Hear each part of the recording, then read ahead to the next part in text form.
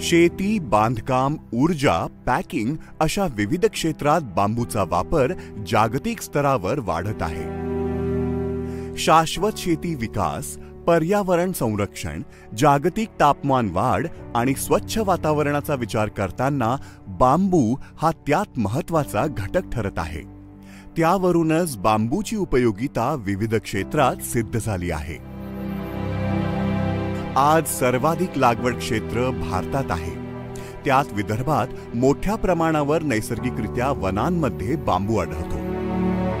Toothbrush, ice cream stick अशा गृहोपयोगी वस्तूंपासून तर घर बांधणीपर्यंत बास अर्थात बांबूनं आपलं महत्त्व, आपली उपयोगिता दाखवून दिलेली आहे. बास बांबूच्या याच प्रचंड उपयोगितेमुळे आज भारतात बांबूवर आधारित उद्योगांनी वेगाने उभारी घेतलेली आहे. त्यासाठी महाराष्ट्र शासनाच्या वन विभागानं घेतलेला पुढाकार आणि त्यासाठी केलेले दिशादर्शक प्रयत्न मोलाचे ठरतात. बांबूचा विविध उद्योगांमध्ये वापर झाला तर मोठ्या प्रमाणात रोजगार निर्मिती होईल आणि त्यातून संपन्नता येईल.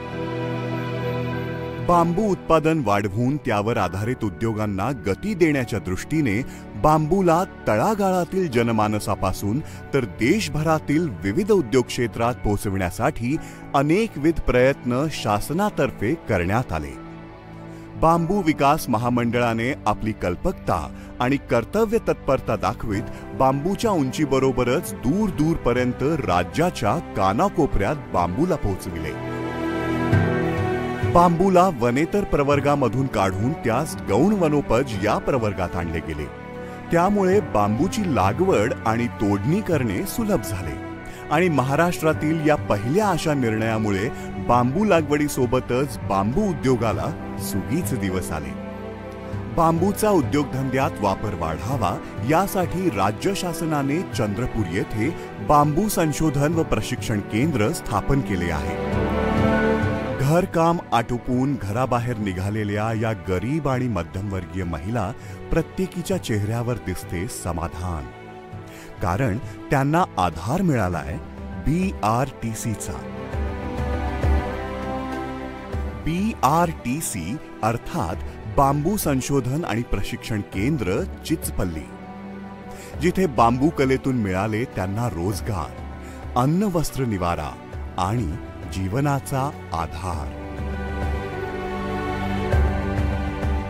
चंद्रपूर जिल्ह्यातील चिचपल्ली सारख्या दुर्गम भागातील महिलांना स्वयंपूर्ण करून त्यांचे सक्षमीकरण करण्याचा ध्यास BRTC यांनी घेतला आणि त्यातूनच स्थापना झाली वन विभागाच्या महाराष्ट्र बांबू विकास मंडळ म्हणजेच MBDB आणि BRTC अर्थात बांबू संशोधन आणि प्रशिक्षण केंद्राची. BRTC मधून प्रशिक्षण घेतलेल्या महिला कारागिरांनी आज बांबूच्या माध्यमातून गाठली आहे नवीन उंची. चंद्रपूर जिल्ह्यातील चिचपल्लीसह अनेक गावांमधील महिलांनी साधलाय आपला सर्वांगीण विकास. केंद्रातर्फे आजवर 500हून अधिक महिला बांबू कलेत प्रशिक्षित झाल्या असून अनेक महिला स्वयंरोजगार करत आहेत. चंद्रपूर वनप्रशासन विकास आणि व्यवस्थापन प्रबोधिनी चंद्रपूर इथे अस्थायी स्वरूपात कार्यरत असलेल्या BRTCची चिचपल्ली येथे वैशिष्ट्यपूर्ण पर्यावरणपूरक अशी इमारत उभारली जात आहे.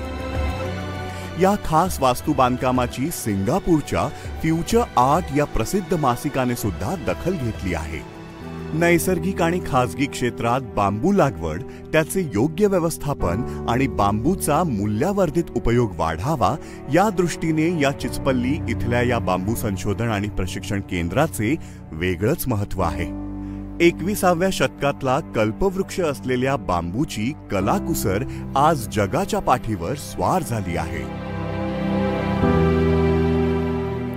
BRTC मध्ये काम करणारी ही जायजा अशफाक पठाण, नवरा मोटर मेकॅनिक, 3 मुलं शिक्षण घेणारी, तुटपुंजा कमाईत घर काही चालेना, दुःखाचा डोंगर सरेना आणि एक दिवस पाय वळले BRTC कडे आणि जायजा बेगमचे दिवसच पालटले.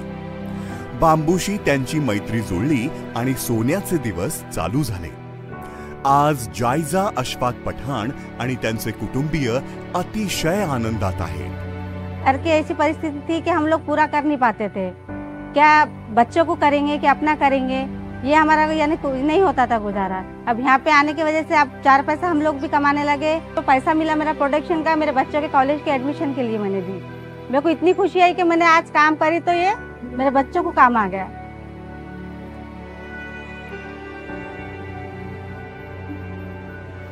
आता हे कुटुंब बघा, या कीर्ती ईश्वर चंदन मलागत, मोलमजुरी करणारा नवरा, एक गोंडस मुलगी आणि एक मुलगा असं कीर्तीताईंचं चौकोनी आटोपशीर कुटुंब।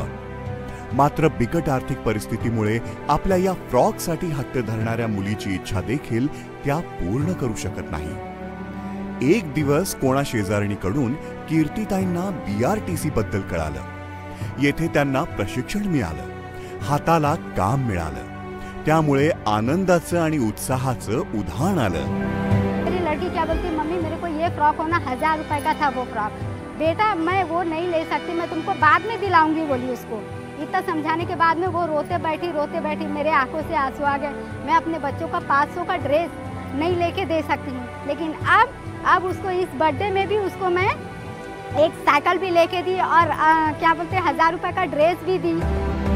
नॅशनल ऑलिम्पिक खेळाडू महिमा महेश ताटपल्लीवार हिची कथा तर हृदयाचा ठाव घेणारी आहे। 3 वर्षाची असताना आई वारली, वडिलांनी दुसरं लग्न केलं, महिमा अनाथ झाली। कबड्डी खेळण्याची आवड असल्यामुळे राज्य आणि राष्ट्रीय स्तरावर शाळा महाविद्यालयाद्वारे खेळण्याची संधी तिला मिळाली। आपल्या खेळातील चमक दाखवत महिमानं साऱ्यांना चकित केलं। एकदा आंतरराष्ट्रीय स्पर्धेसाठी जापानला जाण्याची संधी महिमाकडे चालून आली, पण दुर्दैव पैशांअभावी ती जाऊ शकली नाही। पोलीस सेवेत जाऊन देशसेवा करण्याची महिमाची इच्छा होती, पण आर्थिक अडचणीमुळे तिचे तेही स्वप्न तुटलं। आज महिमा BRTC मध्ये काम करते।